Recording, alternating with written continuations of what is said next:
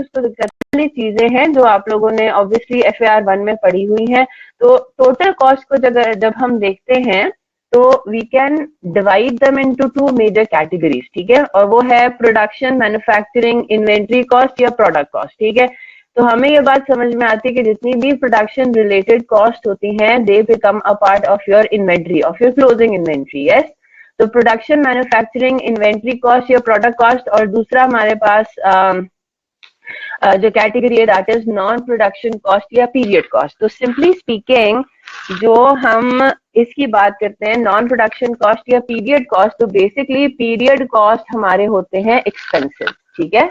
ये हमारे होते हैं जो हम ऊपर हमने डेफिनेशन पढ़ी है, ये हमारे हो जाते हैं एक्सपेंसेस, ठीक है जी।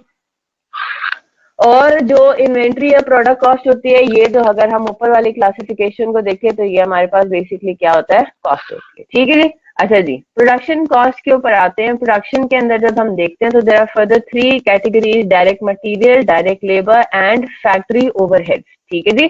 तो डायरेक्ट मटेरियल को अगर हम फर्दर देखें, ये सारी चीजें आप लोगों ने कहाँ पे पढ़ी हुई है, FAR 1 में, याद है, types of cost, cost of production का आप लोगों का एक चैप्टर होता है वहां पे, ठीक है जी। और उसके अंदर आप डिफरेंट टाइप्स ऑफ कॉस्ट जो है वो पढ़ते हैं with respect to behaviour, with respect to their nature, with respect to so many different characteristics, yes. तो काफी 2-3 कैटेगरीज, इनफैक्ट 3-4 कैटेगरीज ऑफ मतलब एक ही चीज को आप 3-4 तरीकों से बेसिकली देखते हैं। तो आप ये भी, जैसे आप लोगों ने ये पढ़ा हुआ है कि अगर एक मटेरियल है तो material can be classified as a production cost, number 1. It can be classified as variable cost, number 2, so on and so forth, right? It can be classified in 2 or 3 more ways, right? तो direct material एक तो production cost भी है, साथ में it is variable in nature, ठीक है। Variable होने के साथ साथ it is also direct in nature. Direct यानी कि वही वाला हमारा जो ऊपर जो हमने कल डेफिनेशन पढ़ी है कि इट इज सिग्निफिकेंट, राइट। बिल्कुल ठीक, बिल्कुल ठीक, फैक्ट्री कॉस्ट भी कहते हैं, मुख्तलिफ उसके नाम है, ठीक है।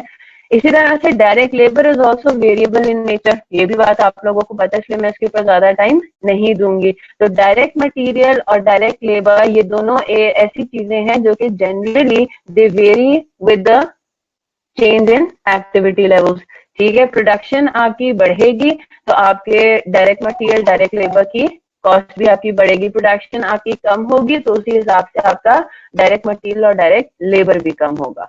तो ये दोनों जो कैटेगरीज हैं they are variable plus they are direct in nature. Factory overheads पर आते हैं।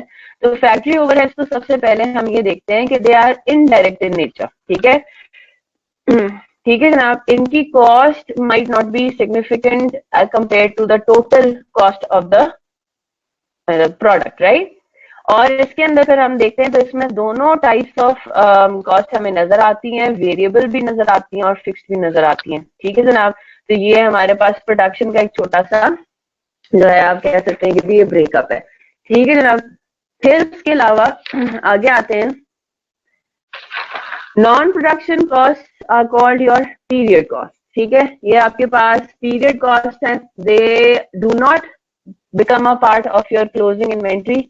इनका क्लोजिंग इन्वेंट्री से कोई ताल्लुक नहीं है दूर दूर तक, ये सीधा सीधा प्रॉफिट एंड लॉस अकाउंट में एक्सपेंस आउट होते हैं, ठीक है जी। तो इसमें आपके पास डिफरेंट टाइप्स हैं। सेलिंग एंड डिस्ट्रीब्यूशन एक्सपेंस, ये आप लोगों ने कहाँ पे पढ़ा हुआ है, नॉन प्रोडक्शन कॉस्ट की जिस तरह बाइफर्केशन है, जिस तरह आगे कैटेगराइजेशन है, ये आपने पढ़ा हुआ है IS 1 में, प्रिपरेशन ऑफ कंपनी अकाउंट्स, है ना।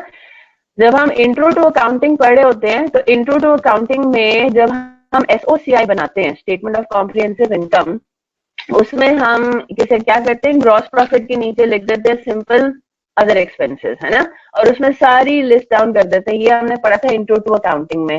फिर जब हम आए, थोड़े बड़े हुए और हम FAR 1 में आए तो हमने पढ़ा कि भाई कंपनीज कैसे अकाउंट्स बनाती हैं, right, according to standard IS 1 के हिसाब से। तो उसमें हमें पता चला कि जो अदर एक्सपेंसेस हैं बेसिकली उनको भी क्लासिफाई किया जाता है, ठीक है। और वो क्लासिफिकेशन होती है selling and distribution, admin, financial expense, और ज्यादा से ज्यादा एक और कैटेगरी बन जाती है अदर एक्सपेंसेस की, जो कि बहुत हमें कम रेयर नजर आता है, राइट, मिसलेनियस एक्सपेंसेस, राइट। तो selling and distribution, admin, financial expenses, पहली बात तो ये कि इन तीनों कैटेगरीज में डायरेक्ट या इनडायरेक्ट का कोई क्वेश्चन है ही नहीं, ठीक है, because these are non production cost. Is that clear?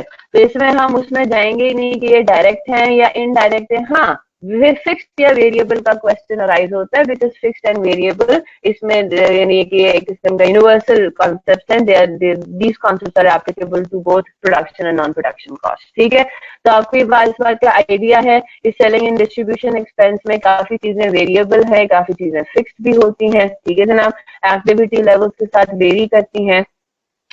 तो यहाँ तक बात समझ आ गई। तो यहाँ पे फिर नीचे उन्होंने थोड़े से फुट नोट्स दिए हुए हैं, उनको हम देख लेते हैं। तो पहला फुट नोट जो है वो इस पॉइंट के ऊपर दिया हुआ है, this is called inventory cost as it forms part of the cost of inventory carried forward and charge in period when these goods are sold as per IAS 2। General चीज है, ठीक है जी, कि प्रोडक्ट कॉस्ट का basically ये definition है कि भाई form the part of your inventory. तो क्लोजिंग स्टॉक का ये पार्ट बन जाती हैं चीजें।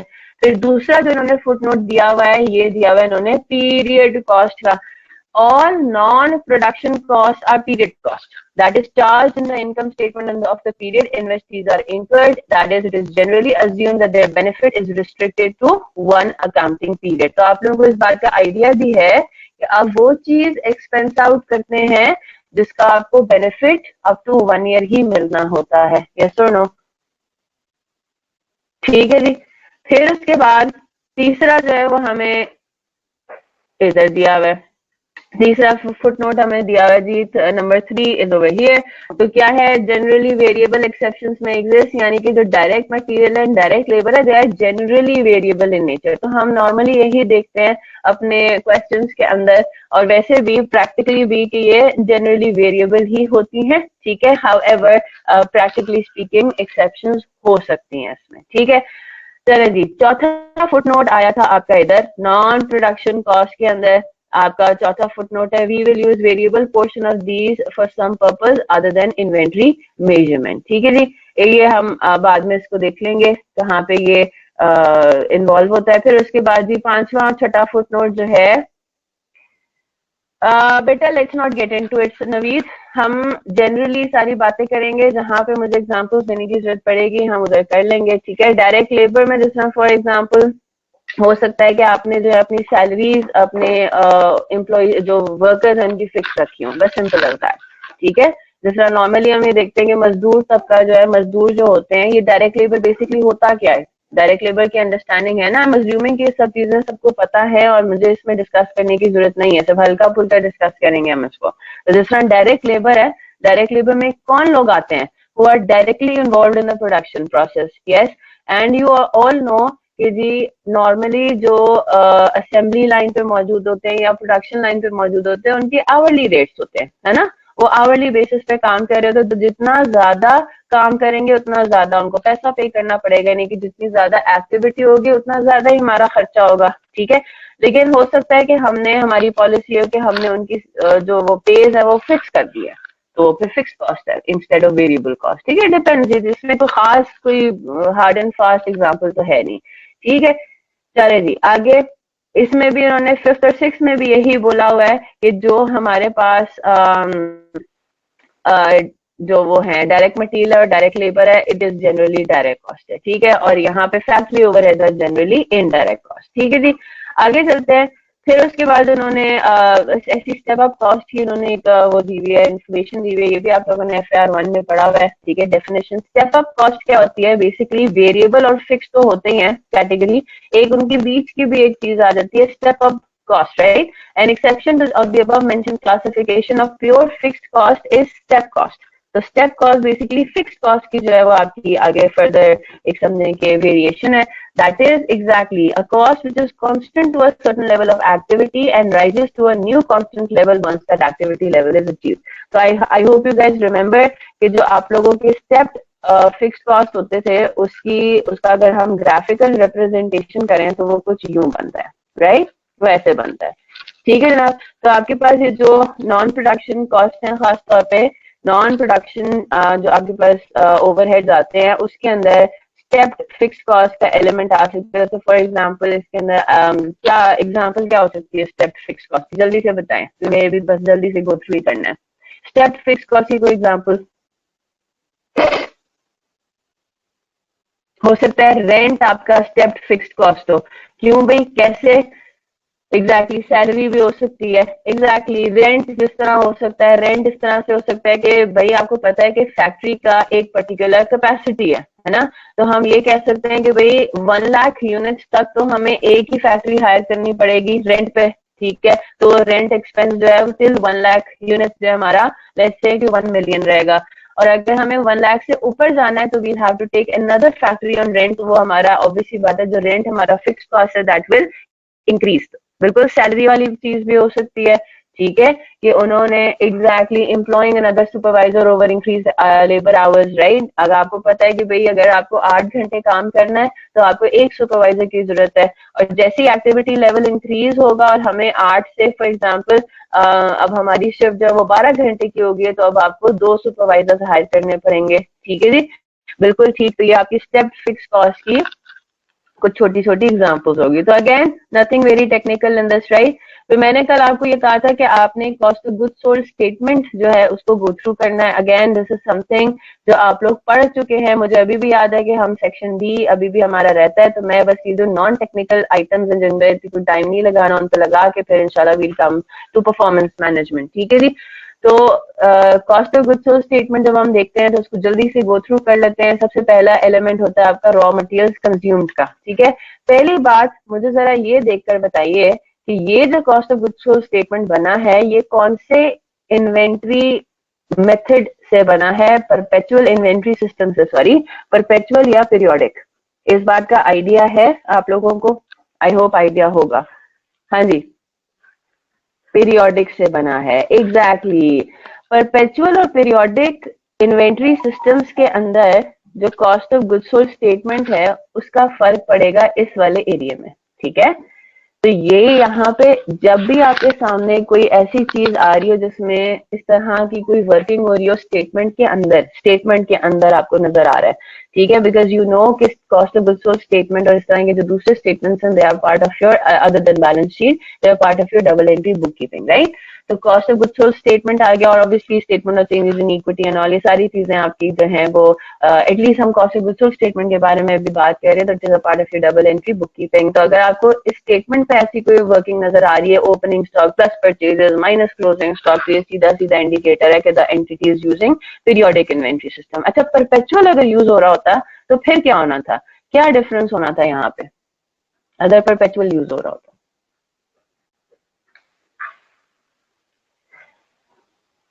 नहीं, पहली बात तो ये है कि हम एक मैन्युफैक्चरिंग एंटिटी के बारे में बात कर रहे होते हैं। कॉस्ट ऑफ सेल्स लिखा होता है या cost of material consumed? Cost of नहीं, कॉस्ट ऑफ मटेरियल कंज्यूम। देखिए, पहली बात तो ये कि हम, आई होप आप लोगों को ये बात क्लिक कर रही है कि हम अभी कॉस्ट अकाउंटिंग के अंदर we will be talking about a manufacturing concern. इस बात को तो आप मैन्युफैक्चरिंग कंसर्न होगी ज्यादातर के केसेस में। सर्विसेज वाली हम एंटिटी को भी ऑब्वियसली देखेंगे तो हम मैन्युफैक्चरिंग कंपनी एंटिटी के पॉइंट ऑफ व्यू से चीजें देख रहे हैं। ठीक है, पीरियोडिक अगर आपके पास होता है इन्वेंट्री सिस्टम तो उसका तो आपको सामने नजर आ रहा है। ठीक है, कॉस्ट ऑफ किस तरीके से रॉ मटेरियल कंज्यूम्ड आपने निकाला। अगर परपेचुअल होता है तो ये जरा सिर्फ रिवीजन के पॉइंट ऑफ व्यू से मैं आपको बता रही हूँ। परपेचुअल जब होता है तो ये जो आपके पास फिगर आती है रॉ मटेरियल कंज्यूम्ड की,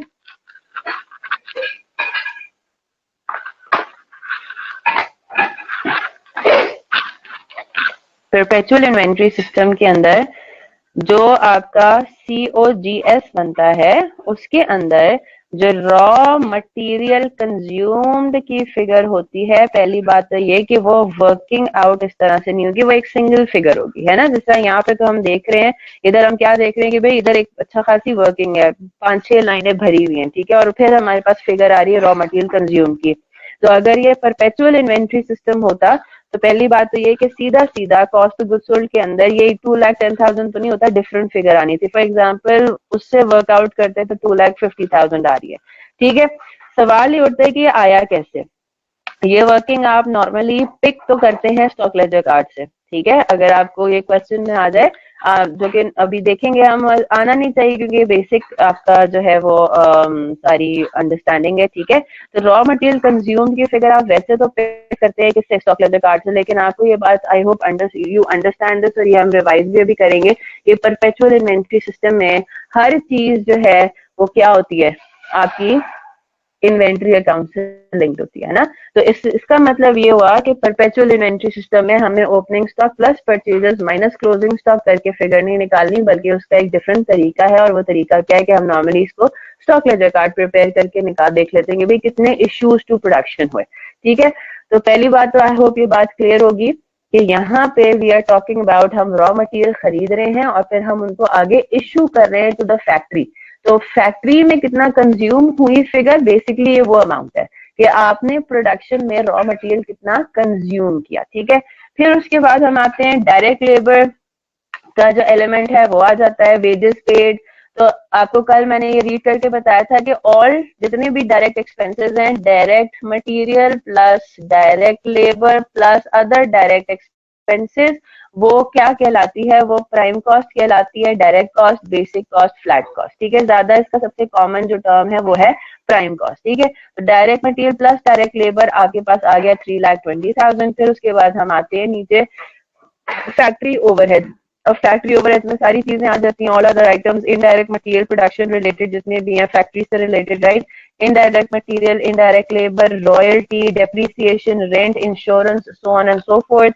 तो प्राइम कॉस्ट में जब हम फैक्ट्री ओवरहेड ऐड करते हैं तो हमारे पास आ जाता है मैन्युफैक्चरिंग कॉस्ट। फिर उसमें क्या एलिमेंट आता है, बेसिकली हम अभी ये स्टेटमेंट देख रहे हैं कॉस्ट ऑफ गुड्स सोल्ड का, कि ड्यूरिंग द ईयर आपने कितनी कॉस्ट मतलब इन्वेंट्री सेल की। तो पहले हम ये तो कैलकुलेट कर लें कि हमने कितना फिनिश्ड गुड प्रोड्यूस किया।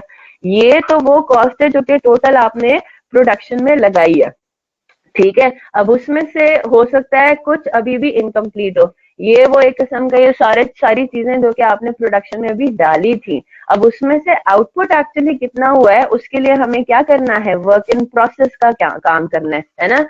तो कितना आपने ड्यूरिंग द पीरियड प्रोडक्शन में लगाया प्लस कितना पहले से लगा हुआ था, ये क्या आ गया, ऐड किया है आपने ओपनिंग स्टॉक। तो आपके पास टोटल क्या आंसर आ रहा है, cost of goods available for manufacturing. यानी कि टोटल ड्यूरिंग द ईयर आप इतनी वर्थ का फिनिश गुड प्रोड्यूस कर सकते थे। ये वो माल है जो कि आपने पिछले साल लगाया था और अब पिछले साल कंप्लीट नहीं हुआ, तो वो इस साल कंप्लीट होने के उस पर यानी कि कैपेसिटी है उसमें, राइट। और ये वो सामान है जो कि आपने इस साल डाला है स्पेशली, राइट। तो total cost of goods available for manufacturing ये हो गया। और फिर आपने कहा कि नहीं जी 4,35,000 में से 30,000 का वर्थ ऑफ स्टॉक अभी भी इनकम्प्लीट है ईयर एंड पे। तो एक्चुअली आपने फिनिश्ड गुड्स में कितना कन्वर्ट किया, 4,05,000। इज दैट क्लियर, ये बात आपको समझ आ गई।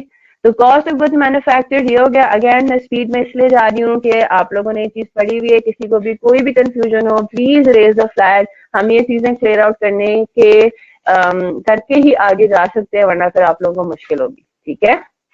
चलें आगे चलते हैं। फिर उसके अंदर अब अगेन हमारा अभी तक टारगेट अचीव नहीं हुआ, हमें तो कॉस्ट ऑफ गुड्स सोल्ड चाहिए। ये तो आ गया कि कितना फिनिश्ड गुड्स आपने, जी बिल्कुल, ओपनिंग स्टॉक और क्लोजिंग स्टॉक बेटा ये सारा मैंने अपलोड किया हुआ है।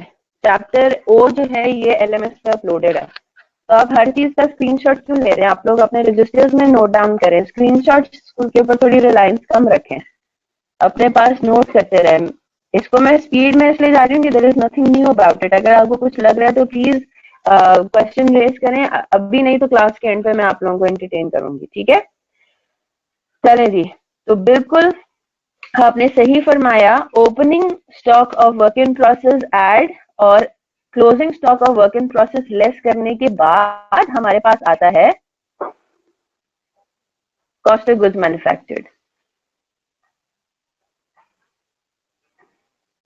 नोट्स में ओपनिंग स्टॉक के बाद नहीं जी गलत लिखा है, ठीक है अवैस ये गलत है। आप खुद देखो ना, गुड्स मैन्युफैक्चर टोटल कितने हुए हैं ड्यूरिंग द ईयर, ये माइनस करने के बाद ही आएगा ना, ये आप निकाल देंगे तो फिर आपके पास आएगा कि अच्छा ये तो वो गुड्स हैं जो कि during the year manufacture complete हुए नहीं, ये तो क्लोजिंग वर्क इन प्रोसेस है। तो मैं अगर आपको ये बताऊं, फॉर एग्जांपल मैं आपको ये बताऊं कि जी मैंने 2 लाख का टोटल माल जो है वो अंदर डाला है फैक्ट्री में, मशीन के अंदर, ठीक है। टोटल 2 लाख रुपीज का मैंने मटेरियल भी डाला है, लेबर भी डाला है, ओवरहेड्स भी लगाए हैं। ठीक है। और फिर मैं आपको ये कहूँ, लेकिन मसला ये कि उसमें से जो है ना 10,000 का वर्थ जो ऑफ इन्वेंट्री है ना, वो अभी भी इनकम्प्लीट है। तो आप मुझे बताएं कि मैं अगर आपसे पूछूं कि जरा मुझे वर्किंग करके बताएं कि मैंने टोटल इनपुट किया है 2 लाख और उसमें से अभी भी इनकम्प्लीट है 10,000, तो कंप्लीट फिर कितने हुए? कॉस्ट ऑफ गुड्स मैन्युफैक्चर्ड कितने हैं? जो इन्वेंट्री आपकी मैन्युफैक्चर हुई है वो टोटल कितनी है? वो तो फिर 1,90,000 है ना। 2 लाख में से 10,000 तो अभी तक कंप्लीट ही नहीं हुए। तो cost of goods manufactured is what, जो कि 100% कंप्लीट हुए, 100% वो कंप्लीट होके फिनिश गुड्स के वेयर हाउस में जा चुके हैं। ठीक है। तो it's obviously after deducting closing work in process. ठीक है।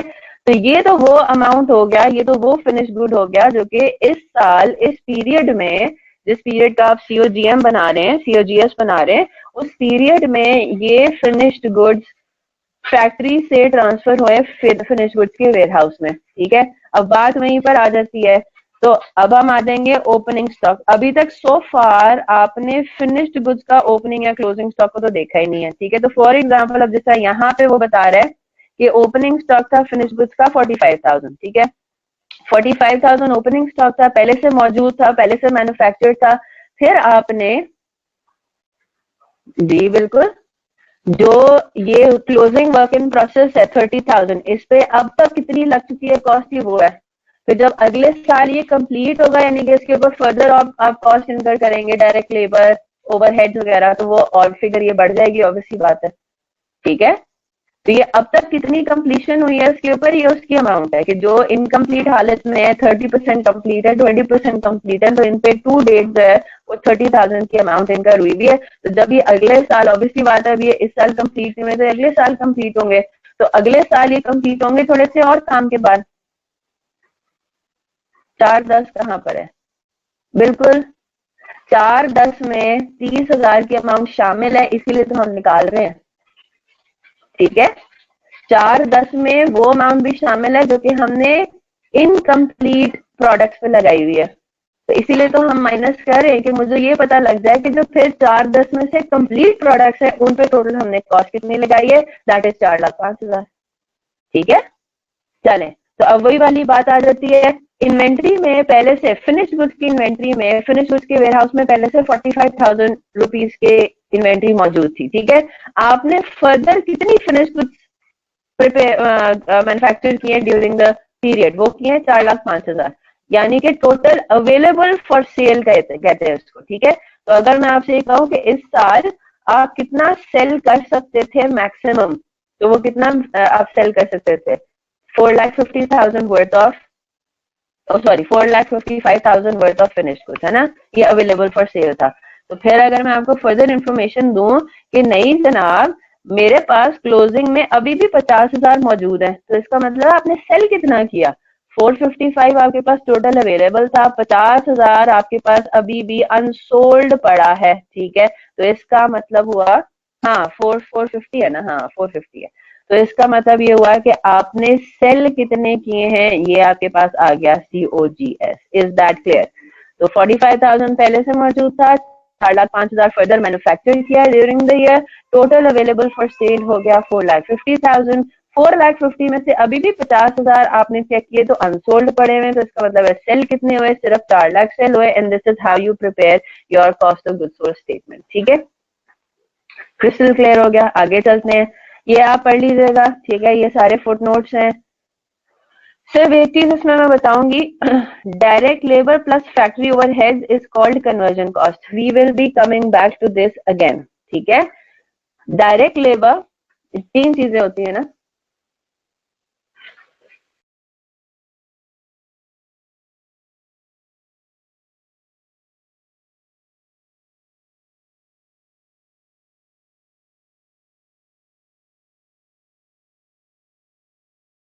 चलेगी। तो आपके पास तीन चीजें होती है ना प्रोडक्शन कॉस्ट में, डायरेक्ट मटेरियल, डायरेक्ट लेबर और ओवरहेड्स। ठीक है। तो direct material plus direct labour plus overheads, factory overheads. ठीक है। ओवरहेड जहां पे मैं लिखूं that is factory overhead, right. Direct labour and overheads को हम कलेक्टिवली कन्वर्जन कॉस्ट भी कहते हैं। ठीक है। These two items are used to convert direct material into finished goods, raw material into finished goods, hence the term conversion cost. ठीक है, I hope ये बात आपको क्लियर है। बाकी फुटनोट्स आप लोगों ने पढ़ लेने हैं, ठीक है। This is again page number 380, ये आपने पढ़नी है चीजें, there is nothing new about it. अब इसी तरह से जब हम इनकम स्टेटमेंट यानी कि एसओसीआई को देखते हैं तो हमारे पास क्या सिनेरियो है, सेल्स आ गया, फिर रिटर्न, यू नो दिस, ये नेट सेल्स आ जाती है, इधर से फिर आप माइनस करते हैं cost of goods sold. Again ये प्रेजेंटेशन है अकॉर्डिंग टू IAS 1, थोड़ा सा इसको जरा रिविजिट कर लेते हैं। जब आप छोटे थे बचपन में, जब हमने अकाउंटिंग पढ़ी थी, इंट्रो टू अकाउंटिंग के अंदर, तो हम उसमें जब स्टेटमेंट ऑफ कॉम्प्रिहेंसिव इनकम बनाते थे तो कैसे बनाते थे, sales minus return is equal to net sales.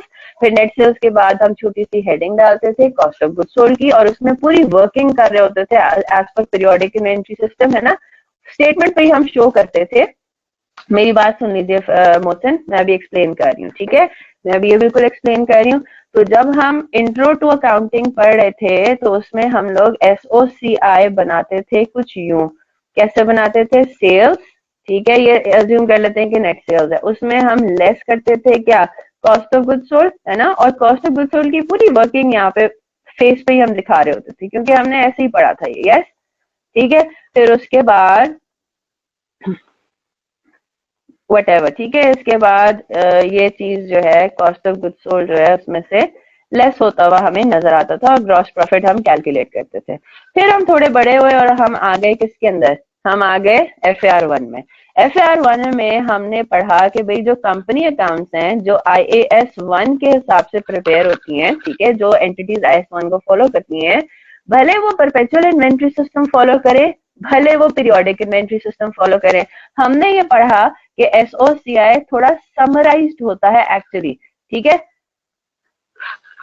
Sales आती है, आइडियली फेस पे नेट सेल्स ही आनी चाहिए, ठीक है। यहाँ पे भी जो इन्होंने ये दिखाया हुआ है ना, सेल्स लेस रिटर्न, ये भी नॉर्मली नहीं दिखाया जाता, ठीक है। यहाँ पे 5 लाख की अमाउंट ही आनी चाहिए आइडियली, लेकिन हम इतना ज्यादा टेक्निकल नहीं जा रहे। यहाँ पे जो लेस होगी ना अमाउंट, वो final cost of goods sold की अमाउंट ही होगी, whether by way of perpetual inventory system और पीरियोडिक। जो आपके नोट्स टू दी अकाउंट्स होते हैं उसमें इसकी वर्किंग दिखाई जाएगी, ठीक है। अगर तो पीरियोडिक इन्वेंट्री सिस्टम है तो opening stock plus purchases minus closing stock, और अगर पीरियड परपेचुअल इन्वेंट्री सिस्टम है तो आप उसको हो सकता है जो है वो क्लोजिंग स्टॉक की आपने वर्किंग कुछ उसमें दिखाई हो या व्हाटसोएवर, राइट। तो वो उससे आपका रेफर हो जाएगा। तो whether your following perpetual inventory system और पीरियोडिक इन्वेंट्री सिस्टम, आपकी एक ही लाइन में ये फिगर आनी चाहिए और आपके पास अल्टीमेटली आ जाता है जीपी, राइट। तो ये बेसिकली वो चीज है। तो देखिए यहाँ पे आगे क्या रेफरेंस दिया हुआ है, वर्किंग 1 का रेफरेंस दिया हुआ है ना। तो ये आपने अपेरेंटली पीरियोडिक इन्वेंट्री सिस्टम ही फॉलो किया। 4 लाख की अमाउंट कहाँ से आई है, 4 लाख की अमाउंट यहाँ से आई है, ठीक है। This is the amount of cost of goods sold. ये आपने नोट्स में पूरी वर्किंग की होगी और नोट से आपने रेफरेंस दे दिया कि जो 4 लाख की अमाउंट है वो यहाँ पे अल्टीमेटली माइनस हो रही है। ग्रॉस प्रॉफिट आ गया, अदर इनकम ऐड हो गई, अदर एक्सपेंसेस जो है वो कैटेगरी वाइज लेस हो गए, आपके पास आ गया प्रॉफिट बिफोर टैक्स। फिर अगर आप एक कंपनी है तो आपके ऊपर टैक्स भी लागू होगा, तो टैक्स एट 30% आपने कर लिया और प्रॉफिट आफ्टर टैक्स आ गया। ये चीज आप लोगों ने पढ़ी है FAR 1 में, कहाँ पे, कैश फ्लो स्टेटमेंट्स के अंदर, है ना। टैक्स का एलिमेंट उसमें इन्वॉल्व होता है, तो टैक्स का आपने उसमें सारी, तो अब किस तरह प्रेजेंट किस तरह से होगा, ओहो थैंक यू सो मच, ठीक है। ये हमने इसको इस तरह से देख लिया है, आगे चलते हैं, चलें आगे चलते हैं, ठीक है। अब हमारे पास बारी आ जाती है, अब हम आ जाते हैं जल्दी से बी के ऊपर, इसको जरा हम देख लेते हैं। या आगे हमारे पास क्या है, कॉस्ट बिहेवियर भी देख लेते हैं, बड़ा आसान है, ठीक है। कॉस्ट बिहेवियर में कोई इश्यूज नहीं, क्योंकि अभी हम ऑब्वियसली कॉस्ट की ही बात कर रहे हैं, तो इट इज थोड़ा सा यहाँ पे इम्पोर्टेंट हो जाता है कि चलो इसको यहीं पे हम कंटिन्यू करते हैं, डिस्कस करते हैं। तो बेसिकली कॉस्ट बिहेवियर से क्या मुराद है, ये चीज भी आप लोगों ने पढ़ी हुई है। इसमें से एक चीज नहीं है जो कि शायद आप लोगों को ना पता हो, FAR 1 में आप लोगों ने इस चीज को ना पढ़ा हो, ठीक है। तो वो हम देख लेते हैं, that is what, that is called contribution. कितने लोगों ने ये टर्म पढ़ा हुआ है पहले, what is contribution margin, idea है किस किस को, नहीं पढ़ा हुआ, बिल्कुल, क्योंकि FAR 1 में इसका कोई इन्वॉल्वमेंट होता नहीं है, कुछ भी नहीं है कंट्रीब्यूशन, इनफैक्ट मैं भी जब FAR1 पढ़ाती हूँ तो मैं नहीं इस चीज को कवर करती, क्योंकि इसका FAR1 में ऐसा कोई वो नहीं है, लेकिन काफी टीचर्स जो है वो एक दफा इसको गो थ्रू करवा देते हैं। ठीक है, what is contribution margin? Contribution margin कुछ भी नहीं है, सिर्फ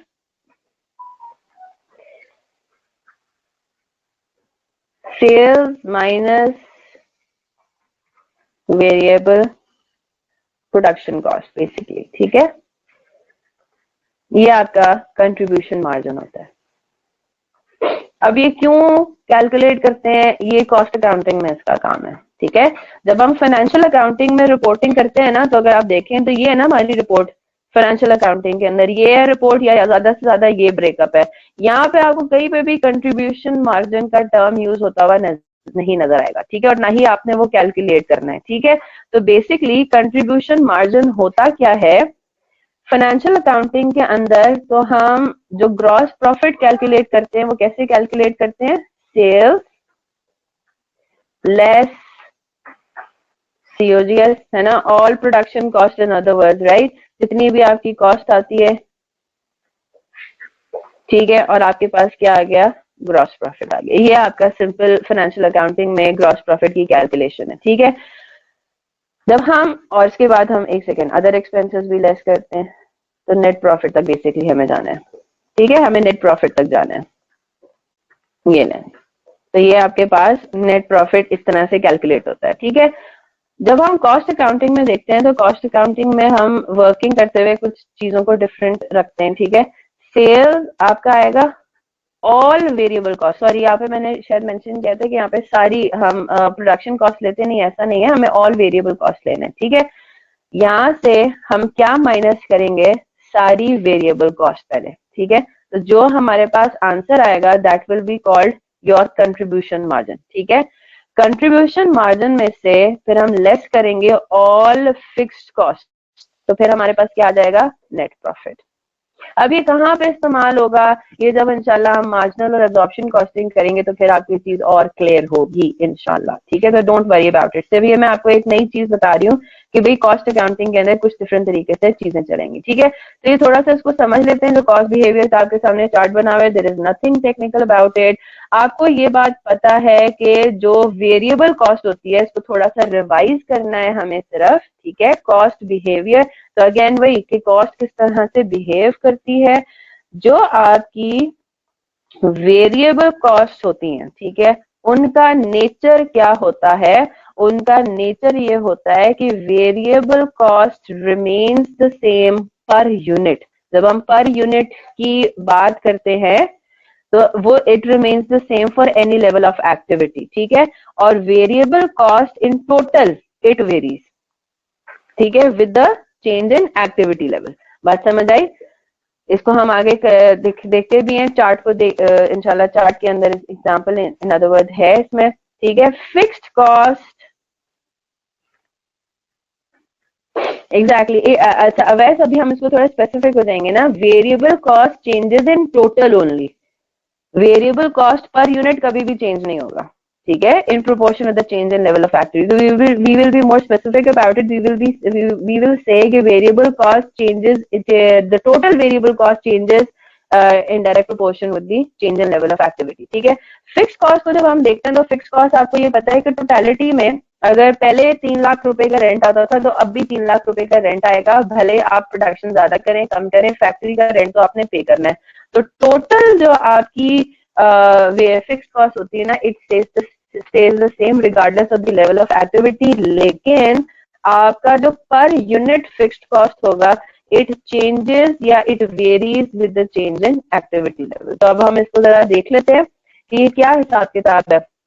तो ये आपके पास क्या है? ये आपके पास एक्टिविटी लेवल्स आ गए। ठीक है, 1000, 2000 यूनिट्स, 2500, 4000, 5000। अब ये एग्जांपल उन्होंने बनाई हुई है। ठीक है, प्रोडक्ट इन्होंने बनाया हुआ है अल्फा है, selling price 10 per unit, variable cost 6 per unit, fix cost 10,000। तो अगर आपने नोट किया हो, हमेशा ज्यादातर केसेस में आपको क्या नजर आता है कि वेरिएबल कॉस्ट जो है वो पर यूनिट में एक्सप्रेस किया जाता है और फिक्स्ड कॉस्ट जो है वो टोटलिटी में एक्सप्रेस किया जाता है, क्योंकि ये उनके फिक्स्ड एलिमेंट्स है ना। It stage, variable cost stage fixed per unit के टर्म्स में and fix cost stage fix total के टर्म्स में। ठीक है, तो सेल्स तो आपके पास अगर आप 1000 यूनिट्स प्रोड्यूस करके सेल करते हैं, अज्यूम करें कि भाई हम सेल भी कर रहे हैं, ठीक है, जितने प्रोड्यूस कर रहे हैं उतने सेल भी करें, there is no opening and closing stock involve.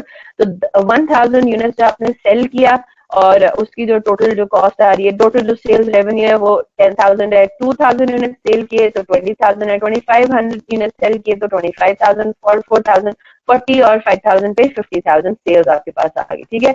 Variable cost जो है वो पर यूनिट है 6। तो अगर आपने 1000 यूनिट्स किया, अगर आपका ऑपरेटिंग लेवल है, तो आपका टोटल वेरिएबल कॉस्ट जाएगा 6000। 6 पर यूनिट के हिसाब से 2000 यूनिट अगर आपने प्रोड्यूसर सेल किए तो आपका वेरिएबल कॉस्ट कितना हो जाएगा, 12,000। 6 के हिसाब से 2500। तो ये आप क्या देख रहे हैं कि it's variable cost stage the same per unit but it changes in totality, right. इसी तरह से सेल्स में से आपने वेरिएबल कॉस्ट माइनस किया तो आपके पास क्या आ गया, कंट्रीब्यूशन। तो कंट्रीब्यूशन मार्जिन को भी अगर आप देखें, per unit contribution margin stage the same, ठीक है, और टोटालिटी में फर्क पड़ा। उसकी वजह क्या है, कंट्रीब्यूशन मार्जिन जो दो चीजों से बना है ना, सेल्स और वेरिएबल कॉस्ट, वो पर यूनिट सेम है।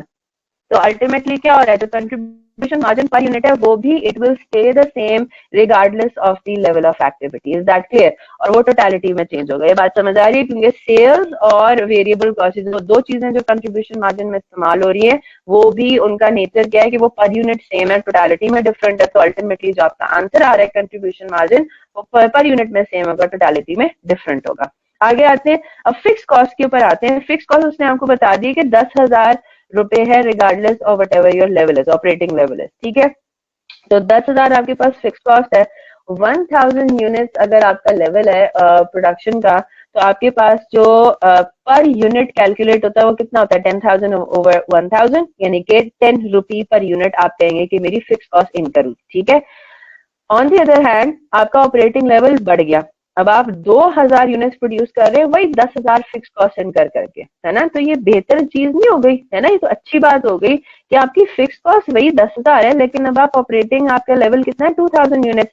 तो अब आप यहाँ पे देखें, आपका जो फिक्स कॉस्ट है वो बेसिकली डिक्रीज हुआ है पर यूनिट, ठीक है। इसको कहते हैं इकोनॉमीज ऑफ स्केल। यही आपका मैटर करता है कि जब आपकी प्रोडक्शन बढ़ती है, जब आपकी एक्टिविटी लेवल बढ़ती है, तो आपका पर यूनिट जो है वो कॉस्ट जो है वो कम होती जाती है। तो ये आपका यहाँ पे प्रूव हो रहा है। ऑब्वियसली बात है जो है वो at a particular point in time इस तरह से होगा, ठीक है। फिर उसके बाद अगर फिक्स कॉस्ट इन्वॉल्व हो रही है तो फिर हो सकता है आपकी पर यूनिट बढ़ना शुरू हो जाए after a certain point in time, point in activity level, ठीक है। तो यहाँ पे फिर और बेहतर होगी सिचुएशन, वही 10,000 फिक्स कॉस्ट आप इनकर कर रहे हैं, 2500 आपका एक्टिविटी लेवल है, तो देखें आपका पर यूनिट फिक्स कॉस्ट और कम हो गया, और बेहतरी आ गई चीजों के अंदर, ठीक है। और आगे 4000 5000 पे और बेहतर होता जाता है, ठीक है जनाब, यहाँ तक बात क्लियर है। तो फिर उसके बाद भी उन्होंने प्रॉफिट और लॉस कैलकुलेट किया, सेल्स में से वेरिएबल कॉस्ट माइनस कर देंगे, फिक्स कॉस्ट माइनस कर देंगे, तो आंसर आ जाएगा क्या, प्रॉफिट। जी बिल्कुल, बहुत चीजें फिक्स कॉस्ट में आ जाती हैं, ठीक है, सिर्फ डिप्रिसिएशन के अलावा। रेंट हो गया, जो आपके सैलरीज हो गई एडमिन स्टाफ की, वो सारी नॉर्मली फिक्स्ड होती हैं अनलेस कि कोई ओवर टाइम वगैरह हो, ठीक है। तो जनरली ये चीजें, इंश्योरेंस हो गया, ये फिक्स्ड होता है आपका। तो ये सारी चीजें आपकी फिक्स्ड एलिमेंट्स में ही आती हैं, ठीक है जनाब। तो ये आपको आई होप अब टेबल समझ में आ गया होगा। फिर वेरिएबल है डेफिनेटली, अगर डिप्रिसिएशन का डिपेंड करता है कि मेथड कौन सा है, मशीन आवर या लेबर आवर के ऊपर अगर डिपेंड करे तो that is going to be a variable cost. Very good. चलें जी, अब हम जरा अपने आखिरी एक एलिमेंट पर आ जाते हैं जो हमने ये पढ़ा था। इससे पहले जरा थोड़ा सा हम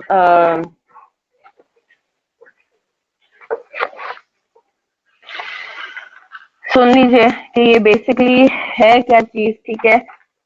जब हम इस पूरे सेक्शन को देख रहे हैं, ये कॉस्ट सेंटर क्या है, रेवेन्यू सेंटर क्या है, प्रॉफिट सेंटर क्या है, इन्वेस्टमेंट सेंटर क्या है, पहले इसको जरा हम रीड कर लेते हैं, फिर मैं आपको जरा इसको कंप्लीटली समझाऊंगी, ठीक है। कॉस्ट सेंटर क्या होता है? अ cost centre is a location, person, or item of equipment or group of these for which costs are ascertained and used for the purpose of control। कुछ समझ नहीं आ रहा है ना, आ जाएगा इंशाल्लाह।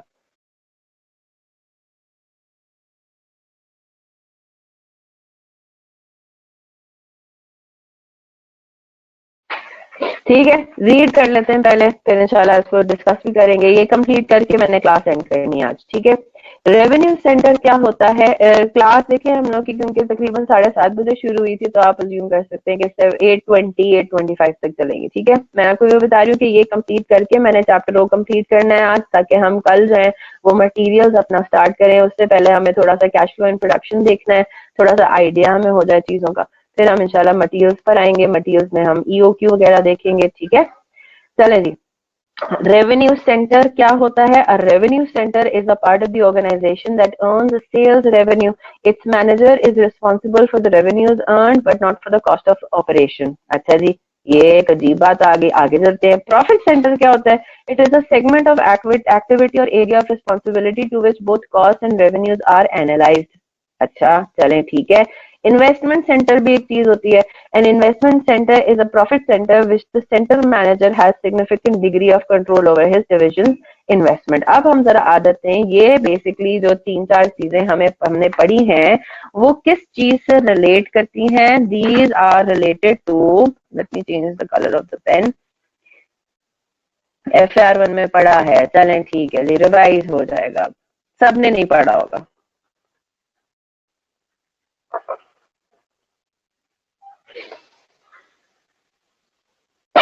ये चीजें ताल्लुक रखती हैं परफॉर्मेंस मेजरमेंट से। ठीक है, इनका ताल्लुक है रिलेटेड टू परफॉर्मेंस, जब रिलेटेड टू।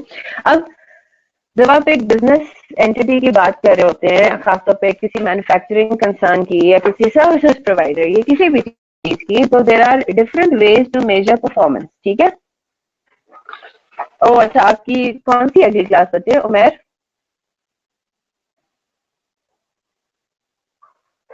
FR2 का टाइम अब से 8:07। कितने लोगों का FR2 है? अच्छा, I didn't know that. I thought कि इसके बाद आप सबकी सिर्फ ऑडिट होती है। कितने स्टूडेंट्स का ऐसे है? बेटा 11:45 कह रहे हैं, अभी 11:45 तो नहीं हुए।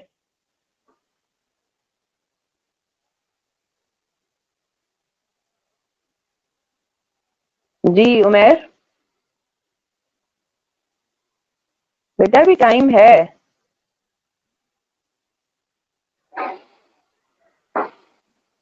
ठीक है, 11:45 पर स्टार्ट होगी ना, तो अभी तो टाइम है, बैठे रहे अभी। तो there are different ways to continue to. बेटा अभी तो क्लासेस शुरू हुई है नवीन। मैं 15-20 मिनट पहले ऑफ कर दूंगी, डोंट वरी अबाउट इट। ठीक है, 15-20 मिनट पहले कर दूंगी।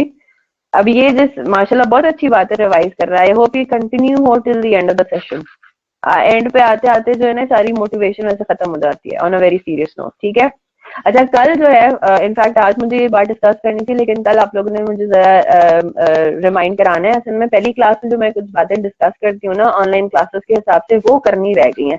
और मुझे कल रात को ख्याल आ रहा था कि ये बातें तो मैंने की नहीं आप लोगों से। सीधा हम ऑब्वियसली सेकंड डे, क्योंकि मुझे भी टेंशन थी, ठीक है, कि जो है वो हम चीजों को स्टार्ट कर दें, डिले ना आए, तो इसलिए मैंने थोड़ी जो है वो गपशप कम मारी थी आप लोगों से। तो वैसे नॉर्मली जो पहला लेक्चर होता है उसमें हम चीजों को थोड़ा सा स्मूदन आउट करते हैं। ठीक है, तो कल मुझे आप लोगों ने याद कराना है कि क्लास शुरू करने से पहले जो है वो मैंने कुछ बातें आप लोगों से जनरली डिस्कस करनी है। ठीक है, चले जी। परफॉर्मेंस मेजरमेंट, जी आपका एक क्वेश्चन भी है, बिल्कुल आप लिख लिख दीजिएगा एट दी। मैं आप सबसे पूछूंगी कि जी क्या सवाल है, तो आप पूछ लीजिएगा उसमें। ठीक है, चलें जी। तो there are different ways to measure performance. ठीक है, बहुत ही कॉम्प्लेक्स एरिया है किसी भी बिजनेस एंटिटी का, कि भाई आपका बिजनेस ऑपरेट कैसा कर रहा है। अब आपको पता है कि बिजनेस में मुख्तलिफ एक चीज तो होती है, there different departments, there are different segments, there are different areas. इतनी हजारों की तादाद में जो है वो एक्टिविटीज हो रही होती हैं। हर एक बंदे का काम एक अलग ही होता है, कोई किस कौन काम में इन्वॉल्व हो। तो अभी आप किस तरीके से जज करें कि जी हमारा कौन सा एरिया, कौन सी एक्टिविटी में मतलब इम्प्रूवमेंट की जरूरत है, कौन सा डिपार्टमेंट हमारा अंडर परफॉर्म कर रहा है, कौन सा डिपार्टमेंट हमारा बेहतरीन परफॉर्म कर रहा है। तो इस चीज को देखते हुए हम लोग जो है वो चीजों को देखेंगे। अब इसमें काफी एक्सटर्नल फैक्टर्स भी ऑब्वियसली इन्वॉल्व है। ठीक है, क्या क्या एक्सटर्नल फैक्टर्स है? अब इसमें बड़ी अच्छी एग्जांपल है जो कि काफी कॉमन एग्जांपल भी है। फॉर एग्जांपल अगर आपको मैं ये कहूँ कि जी एक मेरी मोबाइल की दुकान है, लेट्स से, ठीक है, वो दुकान है इनफैक्ट, ठीक है, मेरा मोबाइल का पूरा फ्रेंचाइज है। और आपको पता है कि जी मोबाइल्स आर समथिंग जो कि बहुत ज्यादा आसानी से चोरी भी हो जाते हैं ना, उसमें कोई लाइसेंस की तो जरूरत होती नहीं है। तो अब मेरी मोबाइल की दुकान है तो वैसे तो मेरा धड़का लगा रहेगा। अब एक मेरी मोबाइल की दुकान है बहुत ही सिक्योर्ड एरिया में, लाहौर में, मॉडल टाउन में, ठीक है। और दूसरी जो मेरी मोबाइल की दुकान है, लेट्स से कि वो बहुत ही कोई मुझे लाहौर का पता नहीं है कि सबसे डेंजरस एरिया कौन सा। कराची का तो मैं आपको बता सकती हूँ, जो कराची वाले ज्यादा रिलेट कर सकेंगे, चले कराची पर आ जाते हैं। फॉर एग्जाम्पल एक मेरी जो है लाहौर के फिर भी हालात बेहतर हैं जी। किसी का माइक ऑन है, प्लीज ऑफ कर दें। तो कराची पर आ जाते हैं, कराची का ज्यादा अच्छा मेरे पास एग्जांपल है। तो मेरी एक मोबाइल की दुकान है let's say Clifton defence area में, ठीक है। वहां पे भी ऑब्वियसली बात है सिक्योरिटी का मसला है, लेकिन कम है। काइंडली माइक ऑफ कर दें, किसका ऑन है? ठीक है जी। डीएचए में मेरा, डिफेंस में मेरा एक मेरी एक मोबाइल की दुकान है, और दूसरी मोबाइल की दुकान है मेरी लेट्स से लियारी में, ठीक है। यार किसका ऑन हुआ है ये? जय कुमार साहब प्लीज अपना माइक ऑफ कर दें। आपका बार बार ऑन हो रहा है, काइंडली इसको ऑफ ही रखिएगा, ठीक है। चले जी। तो एक मेरी दुकान है डिफेंस में मोबाइल की, और उसी तरह की बिल्कुल दुकान है मेरी लियारी में। अब आप मुझे एक बात बताइए, वहां का जो दोनों दुकानों के जो सिक्योरिटी गार्ड हैं, अब मैं उनकी कैसे परफॉर्मेंस जज करूंगी? अब लेट्स से लियारी में हर दूसरे हफ्ते मेरी दुकान पे पड़ जाती है, चोरी हो जाती है चीजें, तो मैं क्या कहूंगी? मेरा सिक्योरिटी गार्ड वहां का फायर है, मेरा जो सिक्योरिटी गार्ड है वहां का, उसकी परफॉर्मेंस अच्छी नहीं है, will I be able to say that? नहीं ना।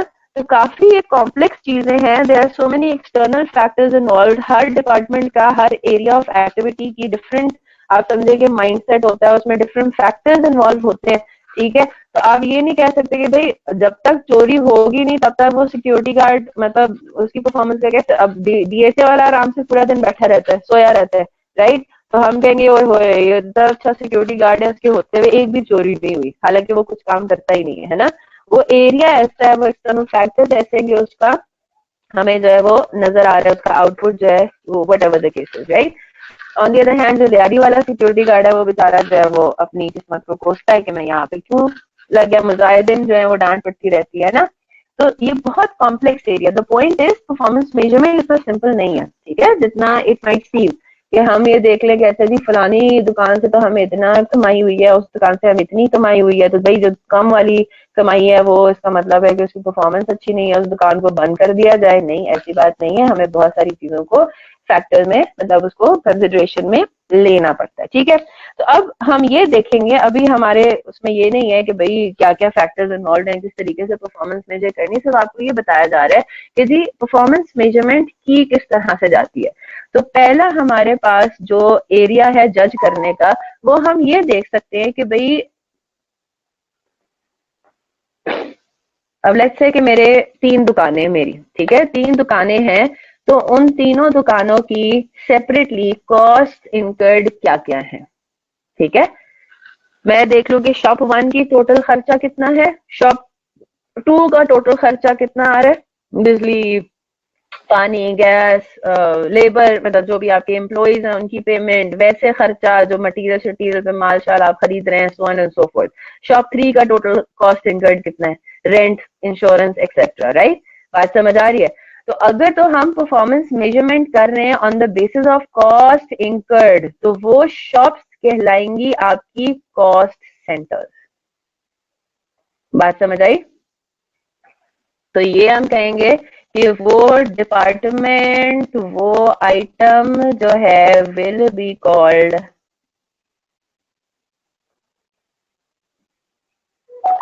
अ कॉस्ट सेंटर। जी जनाब, बात समझ आ रही है? तो अगर आपकी परफॉर्मेंस मेजरमेंट, ये बेसिस है हमारा, ठीक है, कि अगर हम अपनी दुकानों की परफॉर्मेंस जो है, यानी क्राइटेरिया टू जज कॉस्ट, एग्जैक्टली, अगर हमारा criteria to measure the performance या जज the performance is on the basis of cost, कि भाई जिस शॉप की सबसे कम कॉस्ट होगी वो सबसे बेहतरीन परफॉर्मेंस होगी, तो वो हम क्या कहेंगे कि इस सिनेरियो में जो हमारी तीनों दुकानें हैं, दे will be called your cost centres, ठीक है। दे will be called your cost centres, ठीक है जनाब, यहाँ तक बात क्लियर है।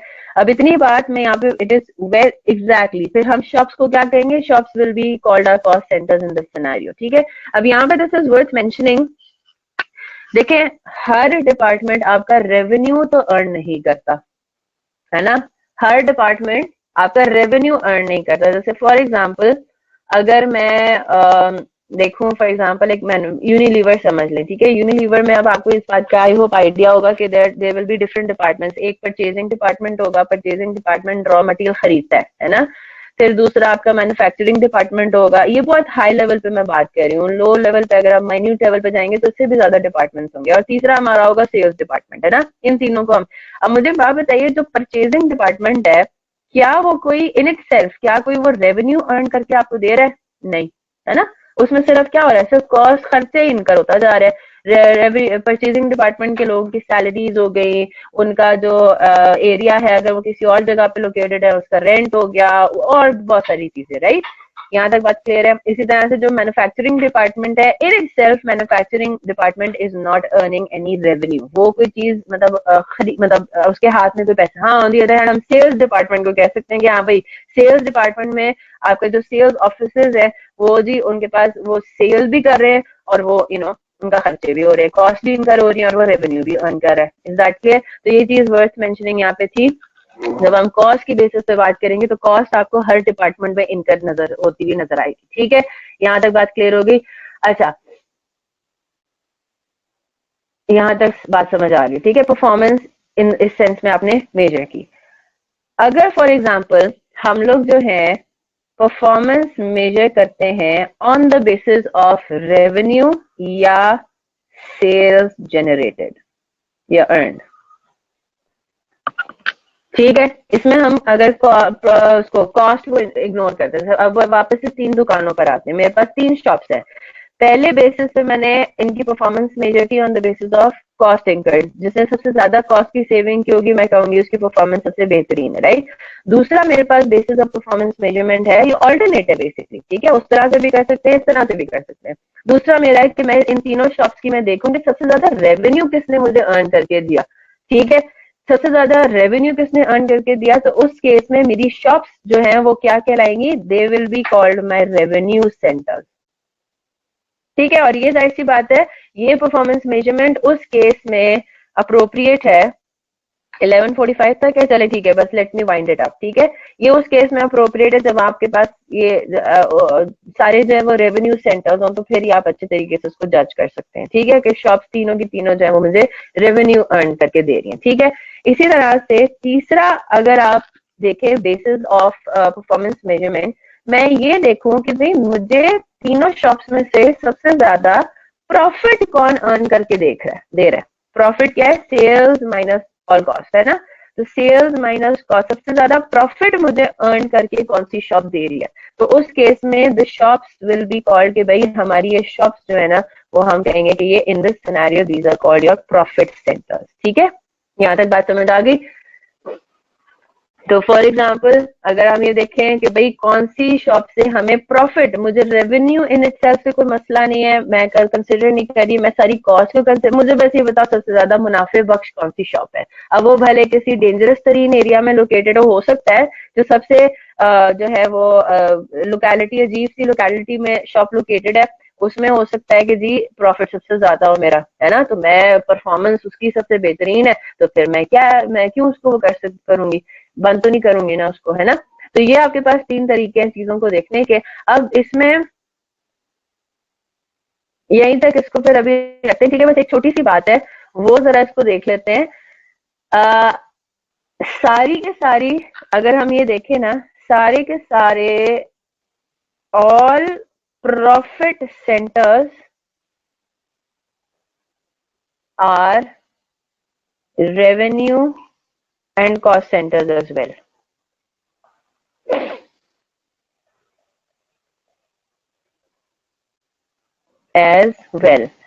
but not all revenue and cost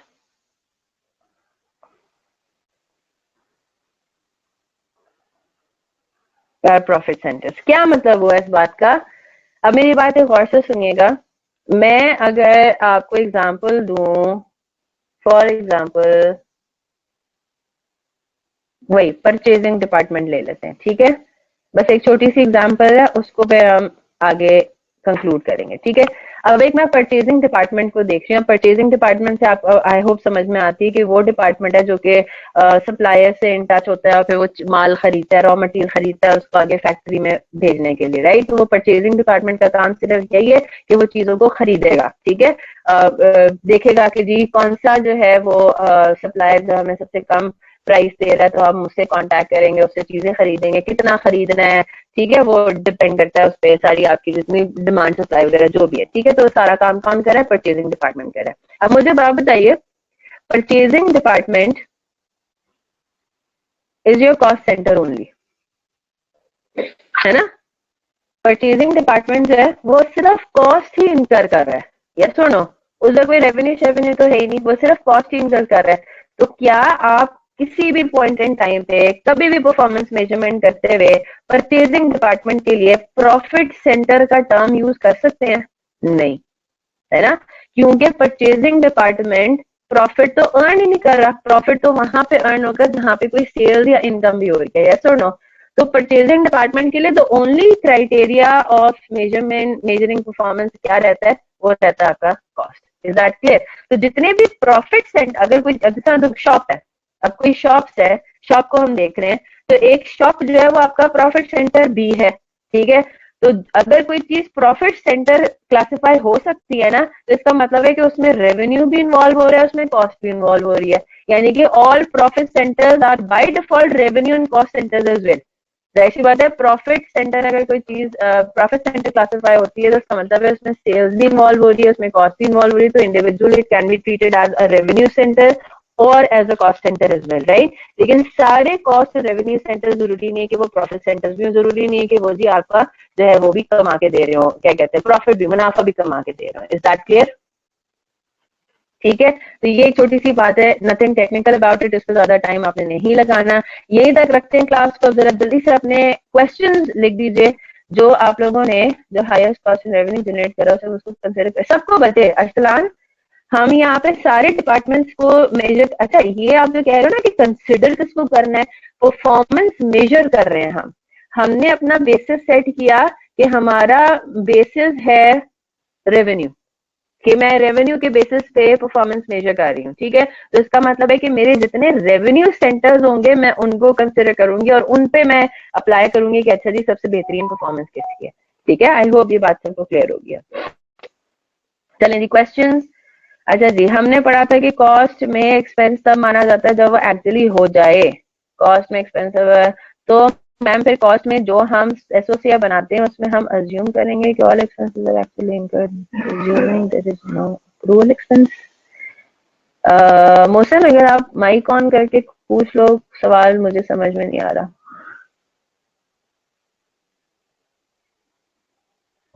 वैसे अस्सलाम थ्योरी वालेकुम। आ सकती है, ठीक है। जी जी, ये मैम हमने वो डिफरेंशिएट किया था एक्सपेंस और कॉस्ट में। तो उसमें बिल्कुल। आपने एक पॉइंट बताया था कि कॉस्ट में जो है, जैसे फाइनेंशियल अकाउंटिंग में हम एक्रूवल बेसिस पे एक्सपेंस बुक करते हैं और अक्रूवल लाइबिलिटी भी कर लेते हैं, मगर वो जो कॉस्ट है उसमें हम एक्चुअली इनकर्ड को एक्सपेंस मानते हैं। अच्छा, आप मुझे एक बात बताएं, कॉस्ट के अंदर आप कह रहे हो ना एक्चुअली इंकर्ड। पहली बात तो ये कि हम कॉस्ट के अंदर ये नहीं कहते what ever amount is paid is cost, और कोई पेएबल है तो वो कॉस्ट नहीं है। बात क्लियर हुई? इंकर्ड का मतलब ये नहीं है कि वो पेड है। इंकर्ड का मतलब है कि आपने वो कॉस्ट जो है वो बेयर कर ली, ठीक है। यानी कि आपने उसको अपने पास कह दिया कि अब ये मेरे खाते में आ गई, मैं आज के दिन पे कर रही हूँ, नहीं पे करी, दैट्स अनदर स्टोरी। क्लियर होगी बात? ठीक है। तो इट्स इंकर्ड नॉट पेड। तो जितना भी आपने कॉस्ट इंकर किया है, अगर तो वो कॉस्ट के दो उसमें फॉल करता है, दो नहीं सॉरी, कॉस्ट की उसमें एम्बिट में फॉल करता है, तो that will be treated as an asset, ठीक है। और अगर वो एक्सपेंस के एम्बिट में फॉल करता है तो it will be treated as an expense. Pay है, पेड है या पेबल है, that is irrespective of that fact. अच्छा जी, एक सेकेंड। एक और सवाल बीच में रह गया। परपेचुअल उस वक्त होगा जब हम रॉ मटेरियल कंज्यूम की वैल्यू स्टॉक कार्ड से लेंगे, मतलब परपेचुअल होगा तो हम रॉ मटेरियल कंज्यूम की वैल्यू स्टॉक कार्ड से लेंगे, ठीक है। मतलब एंटिटी की पॉलिसी है परपेचुअल यूज करना, तो सीओजीएस बनाते हुए जो कॉस्ट ऑफ गुड्स वो है, सॉरी एसओसीआई बनाते हुए जो कॉस्ट ऑफ गुड्स सोल्ड की फिगर आएगी या cost of raw material consume की फिगर अगर आपको लेनी होगी तो वो स्टॉक लेजर कार्ड से लेंगे।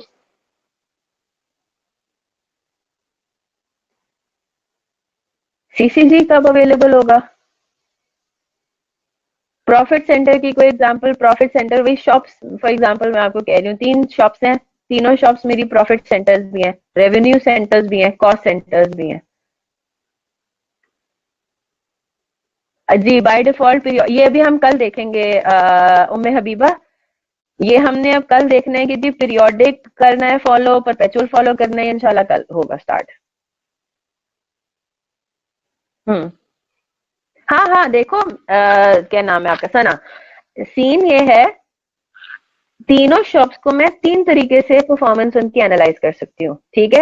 हो सकता है एक बेसिस के हिसाब से अगर मैं कॉस्ट देखूं तो शॉप नंबर 1 मेरी सबसे बेहतरीन परफॉर्मेंस वाली हो, अगर मैं दूसरे बेसिस से करूं तो हो सकता है कोई दूसरी शॉप सबसे बेहतरीन। इसीलिए तो मैं आपको ये पॉइंट ये है समझाने का कि परफॉर्मेंस मेजरमेंट बहुत कॉम्प्लेक्स है, ठीक है। मैं कॉस्ट के पॉइंट ऑफ व्यू से अगर तीनों शॉप्स को एनालाइज करूं तो हो सकता है शॉप नंबर 1 मेरी सबसे कम कॉस्ट इनकर करती हो, लेकिन जब मैं रेवेन्यू के पॉइंट ऑफ व्यू से अगर परफॉर्मेंस मेजर करूं तो हो सकता है शॉप नंबर 3 सबसे बेहतरीन रेवेन्यू जनरेटिंग हो, ठीक है। तो ये पॉइंट ये था, ये सारे तीनों ऑल्टरनेट्स हैं, ठीक है। बल इनफैक्ट चारों इन्वेस्टमेंट सेंटर भी, ठीक है। तो इन्वेस्टमेंट सेंटर कुछ भी नहीं है, investment centre is a profit centre in which the centre manager has a significant degree of control over his division investment, ठीक है। इसका आप थोड़ा इसको ये भी बेसिकली परफॉर्मेंस मेजरमेंट से इसका ताल्लुक नहीं है, ये सिर्फ आपको ये बता रहा है कि ये भी हमारा एक जो है वो,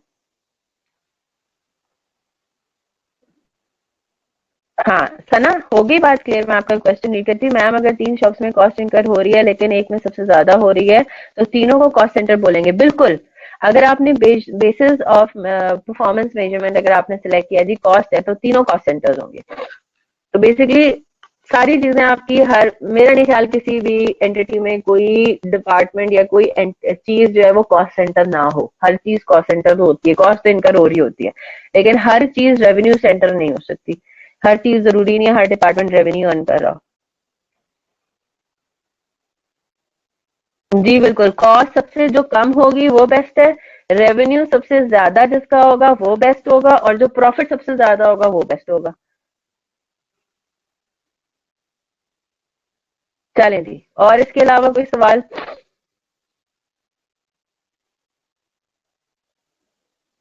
वैसे फॉलो, यही तो मैं आपको बता रही हूँ, ये बिजनेस की बता हुआ है, पॉलिसी पे डिपेंड करता है। मैनेजर हूँ मैं मैनेजमेंट में हूँ और मैंने ये देखना है कि जी परफॉर्मेंस किसकी, तो मैं डिफरेंट तरीकों से देख सकती हूँ। ये कोई रूल नहीं हम पढ़ रहे, कोई हम लॉ नहीं पढ़ रहे, ये सिर्फ एक तरीका है चीजों को देखने का। तो ये जिस तरह आप लोगों ने पढ़ा था ना कि जो रॉ मटेरियल है, raw material is a variable cost as well, it is a direct cost as well, it is a production cost as well. तो उसी तरह से मैं आपको ये कह रही हूँ कि एक जो दुकान है, it can be a cost center as well, it can be a revenue center as well, it can be a profit center as well. There are different ways of looking at it, ठीक है। ये बस यहीं तक इसकी discussion है, इसका सिर्फ यही है, सिर्फ कॉस्ट या रेवेन्यू या प्रॉफिट, 3 चीजें है ना।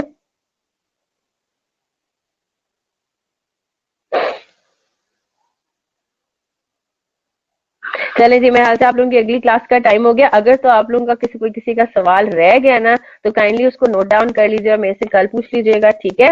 और कल आप लोगों ने मुझे याद कराना है कि मैंने आप लोगों से थोड़ी बहुत डिस्कशन भी करनी है।